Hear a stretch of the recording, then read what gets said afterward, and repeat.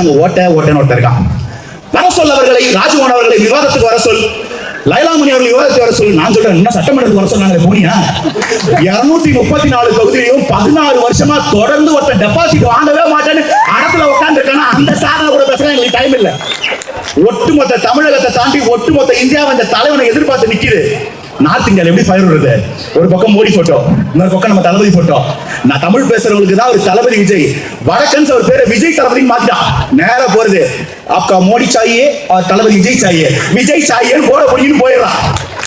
இந்த மாதிரி எங்க பார்த்தாலும் ஒரு தலைவனை இந்தியாவே வரவேற்குதுன்னா அந்த மனுஷன் பண்ண சாதனை அப்படி.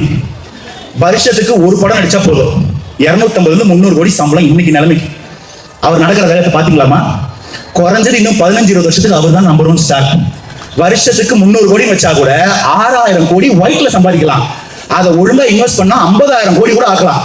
ஆனா நான் நிறைய கொடுத்துட்டீங்க, நல்லா சம்பாதிச்சேன், போதும், நீங்க கொடுத்ததெல்லாம் திரும்ப கொடுக்கணும்னு ஒரு மனுஷனுக்கு தோணி நல்லா சம்பாதிச்சாலும் பக்கத்து ஸ்டேட் பக்கத்து நாடுன்னு போய் 40வது மாடியில வீடு கட்டிக்கிட்டு எட்டி பார்த்து என்னப்பா ஊர் ஒரே குப்பையா இருக்குன்னு சொல்லும் போது அத்தனையும் தூக்கி போட்டுட்டு தன்னந்தனியா வந்து களத்துல நின்று அதை சுத்தம் பண்ண போறன்னு ஒருத்தர் இறங்கினா அவன் இந்த நாடு மட்டும் கிடையாது, ஒட்டுமொத்த வரலாறு கொண்டாடும். அதைத்தான் அன்னைக்கே சொன்னோம், 1967 1977 வரலாறு திரும்புகிறதுன்னு. இன்னைக்கு சொல்ற எழுதி வச்சுக்கோங்க, 2029 வரலாறு திரும்பல, புது வரலாறு ஒன்றை படைப்போம். அது என்னன்றது சஸ்பென்ஸ். இப்படி எங்க போனாலும் ஊழல் பண்ணி ஜாதி அரசியல் மத அரசியல் நம்மளை பிரிச்சு வச்சு அது மூலமா மட்டுமே ஓட்டு வாங்கி 10வது ஓட்டுக்கு காசு கொடுத்துக்கிட்டு இருந்தீங்கல்ல, இன்னைக்கு ஒரு இடத்துல ஜாதி பேசாம மதம் பேசாம ஓட்டுக்கு காசு கொடுக்காம பிறப்புக்கும் எல்லா உயிருக்கும் நாங்க எல்லாரும் அண்ணன் தங்கச்சி அக்கா தம்பிடான்னு சொல்லி எல்லாரையும் ஒண்ணு சேர்த்து ஒரு இடத்துல கூட ஜாதி பேர் எல்லாம் ஓட்டு வாங்க முடியும்னா இதுதான் பிறப்புக்கும் எல்லா உயிருக்கும்.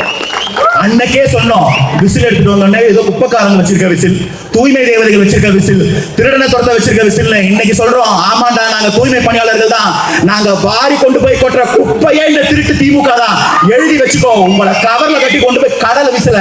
நான் குப்பையை சொன்னேன், நீங்க வேற எதுவும் நினைச்சு கூடாது.